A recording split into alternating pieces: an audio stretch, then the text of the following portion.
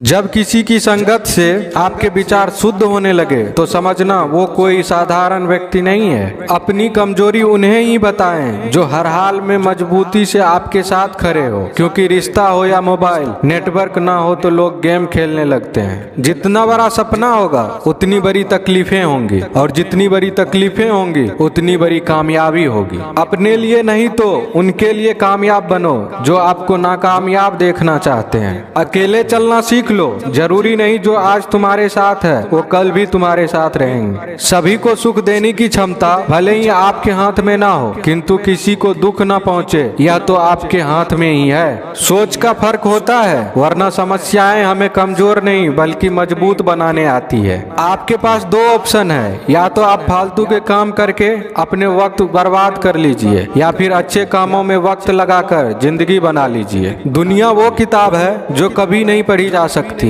लेकिन जमाना वो उस्ताद है जो सब कुछ सिखा देता है। अपना और पराया क्या है? मुझे तो बस यही पता है, जो भावनाओं को समझे वो अपना, जो भावना से परे हो वो पराया, जो दूर रहकर भी पास हो अपना, और जो पास रहकर भी दूर हो वो पराया। मुझे कहाँ मालूम था कि सुख और उम्र की आपस में बनती नहीं। कड़ी मेहनत के बाद सुख को घर ले आया तो उम्र नाराज होकर चली गई। परमात्मा कभी किसी का भाग्य नहीं लिखता। जीवन के हर कदम पर हमारी सोच, हमारा व्यवहार और हमारा कर्म ही हमारा भाग्य लिखते हैं। किसी दिन जब आपके सामने कोई समस्या ना आए तो समझ जाइए कि आप गलत मार्ग पर चल रहे हैं। कभी पीठ पीछे आपकी बात चले तो घबराना मत, क्योंकि बात उन्हीं की होती है जिनमें कोई बात होती है।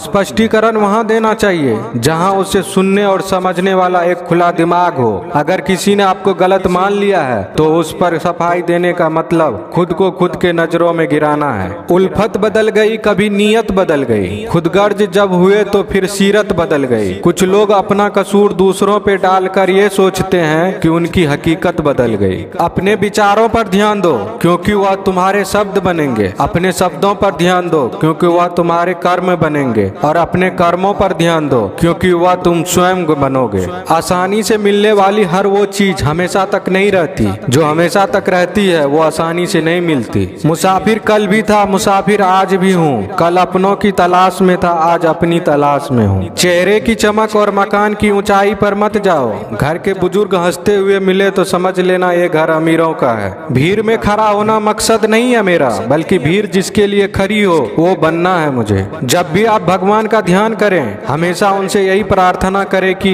हे प्रभु, मैं आपकी उंगली पकड़ना भूल जाऊं तो आप मेरा हाथ पकड़ना मत भूलना। अगर मैं आपको कहीं साथ चलने के लिए बोलना भूल जाऊं तो आप स्वयं मेरे साथ चलना मत भूलना। हंसते हुए चेहरे का अर्थ ये नहीं कि इसके जीवन में दुखों की गैर हाजिरी है, बल्कि इसके अंदर परिस्थितियों को संभालने की क्षमता है।